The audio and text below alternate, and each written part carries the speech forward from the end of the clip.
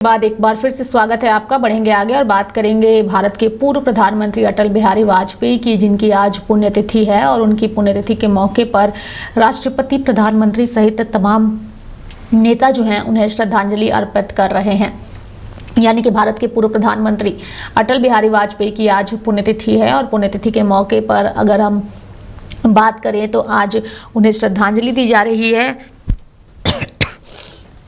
दिल्ली में उनके समाधि स्थल सदैव अटल पर पहुंचकर राष्ट्रपति द्रौपदी मुर्मू, उपराष्ट्रपति सीपी राधाकृष्णन और पीएम मोदी ने उन्हें श्रद्धांजलि दी।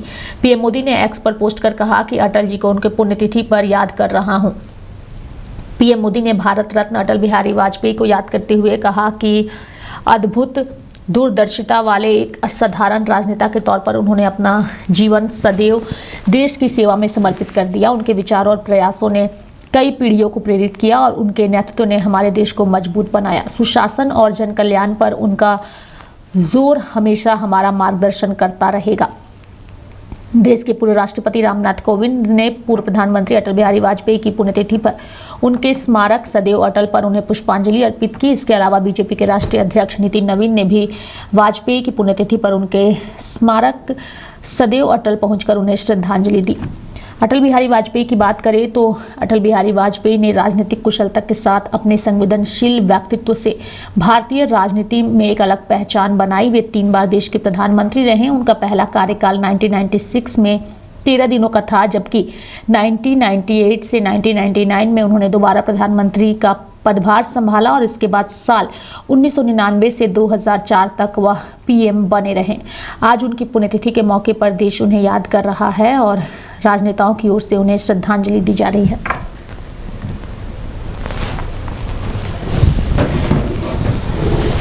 मित्रों,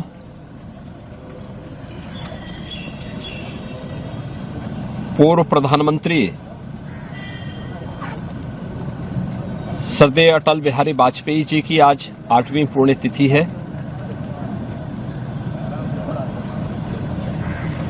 इस अवसर पर सदैव अटल जी की स्मृतियों को नमन करते हुए उत्तर प्रदेश शासन और उत्तर प्रदेश की जनता जनार्दन की ओर से अटल जी के श्री चरणों में हम विनम्र श्रद्धांजलि अर्पित करते हैं।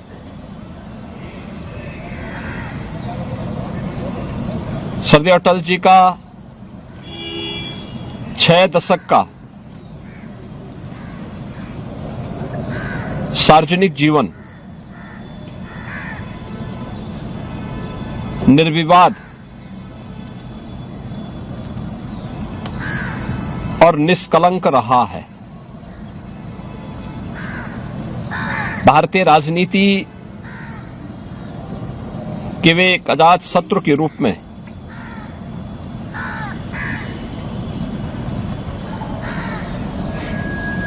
राष्ट्र सर्वोपरि के भाव के साथ निरंतर कार्य करते रहे। सार्वजनिक जीवन की शुरुआत उन्होंने डॉक्टर श्यामा प्रसाद मुखर्जी जी के नेतृत्व में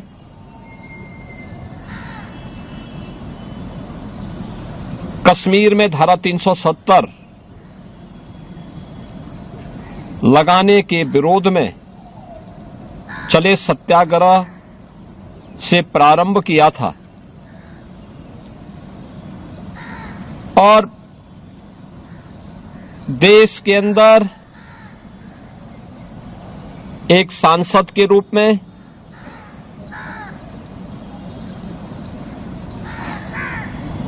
विदेश मंत्री के रूप में,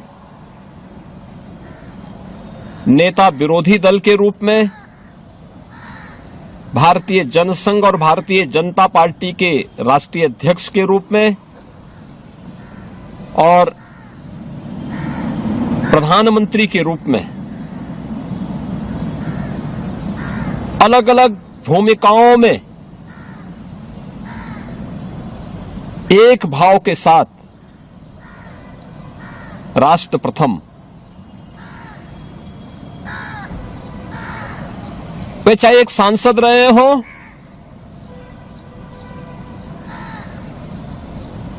या फिर प्रधानमंत्री, वे नेता विरोधी दल हो या नेता सदन,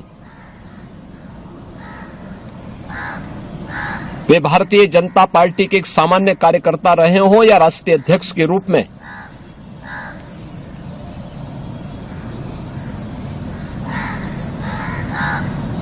एक सामान्य जनप्रतिनिधि रहे हो या भारत के विदेश मंत्री के रूप में, उनके जीवन का ध्येय केवल एक था और वह था राष्ट्र प्रथम। और इसी को लेकर के जब भी आवश्यकता पड़ी उन्होंने दल से ऊपर देश को महत्व दिया। जब कांग्रेस ने देश में इमरजेंसी थोपी थी, भारतीय जनसंघ को उन्होंने भारतीय जनता यानी उस जनता पार्टी में विलय करते हुए देश की आपातकाल से मुक्ति के उस आंदोलन में बढ़ चढ़ करके भाग लिया था।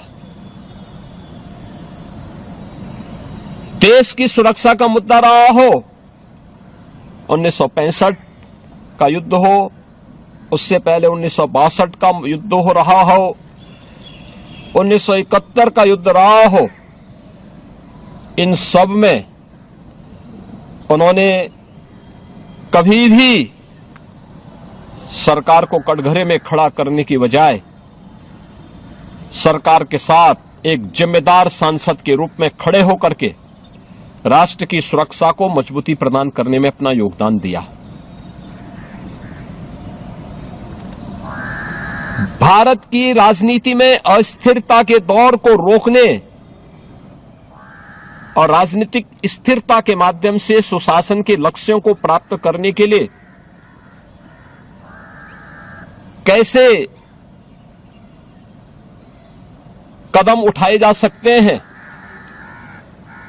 राजनीतिक समन्वय के माध्यम से जिस राष्ट्रीय जनतांत्रिक गठबंधन का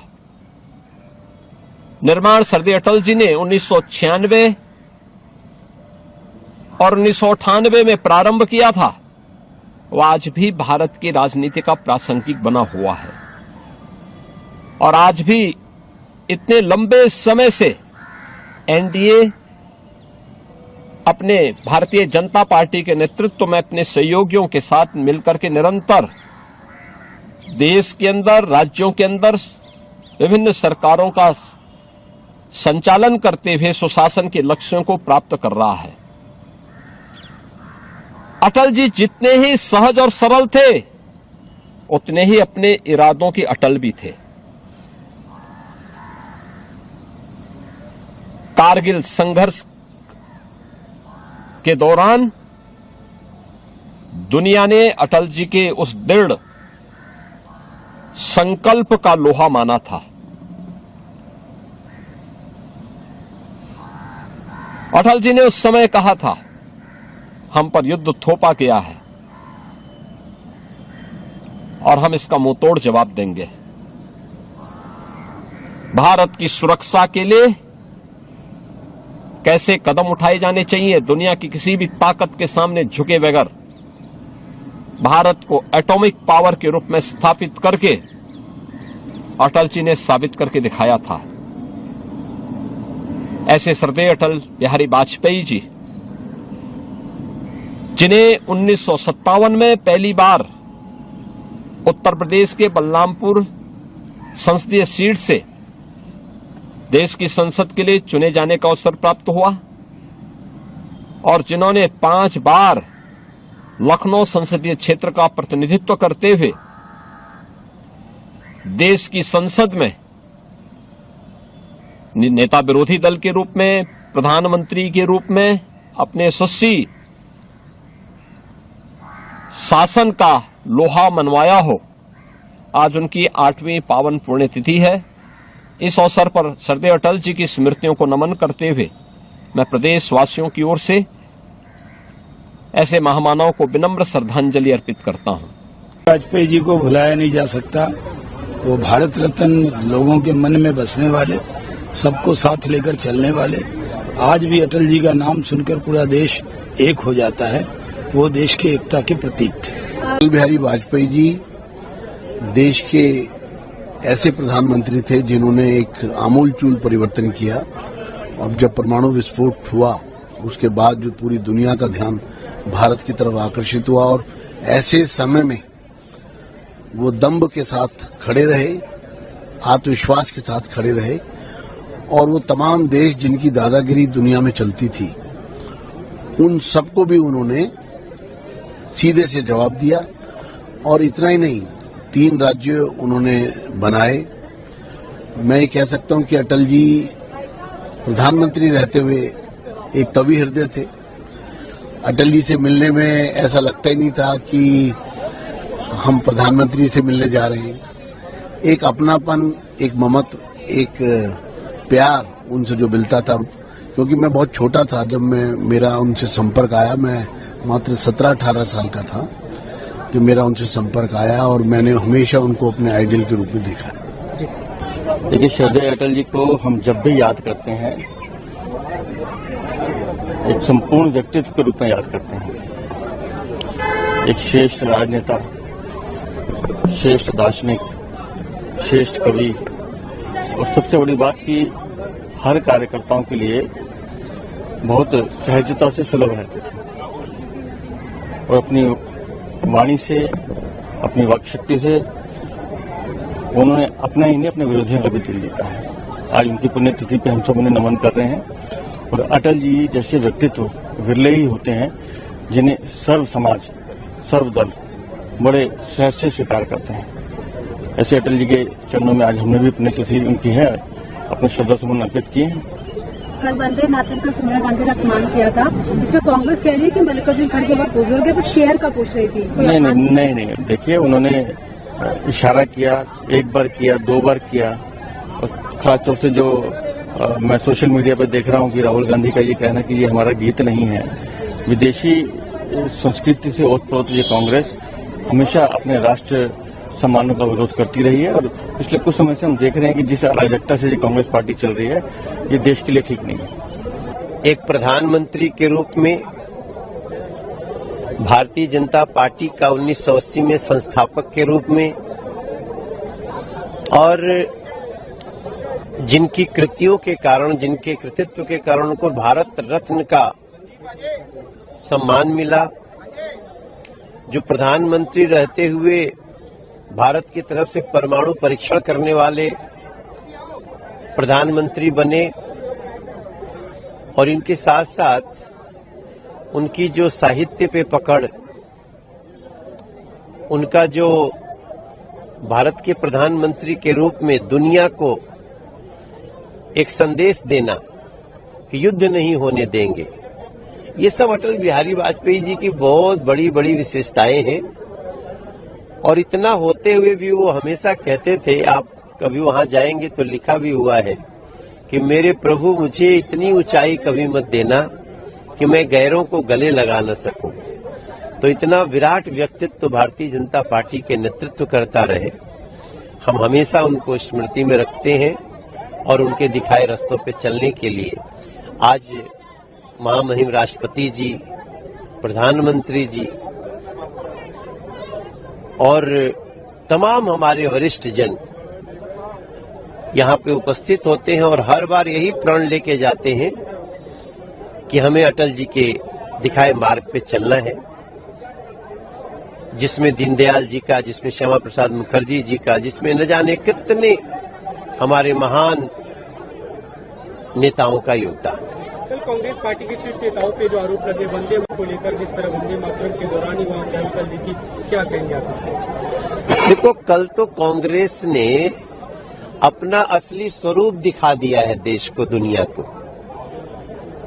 उनको वंदे मातरम से इतनी चिढ़ है और वंदे मातरम पूरा गाने में तो लगता है जैसे उनका शरीर गल जाएगा।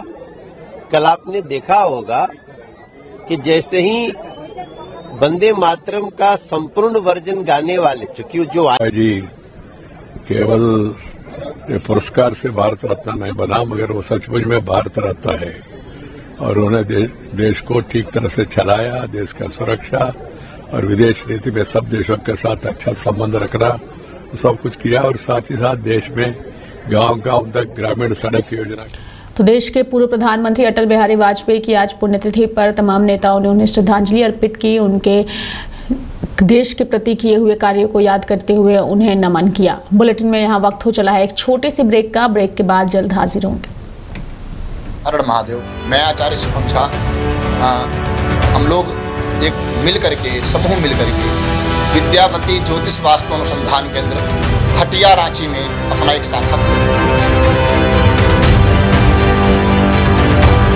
नीचे हटिया में आता है, अंजनी ज्वेलर्स के जस्ट बगल में यह हमारी शाखा है।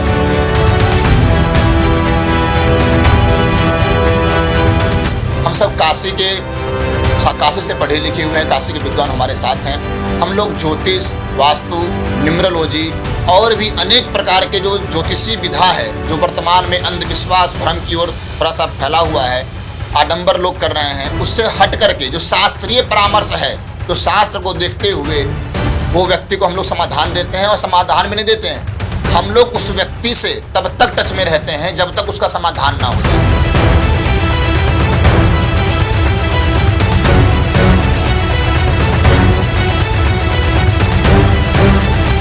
इसकी एक विशेषता यह भी है कि यदि हमारे पास आज कोई व्यक्ति आता है किसी प्रकार की समस्या को लेकर के, तत्काल कुछ ही समय के बाद उसको एक अच्छा परिणाम मिलते हैं। और जब तक सकारात्मक परिणाम नहीं मिलता है, हम लोग का जो संस्था है, यहाँ पर व्यक्ति आ सकता है, आकर के बात कर सकता है। हर हर महादेव।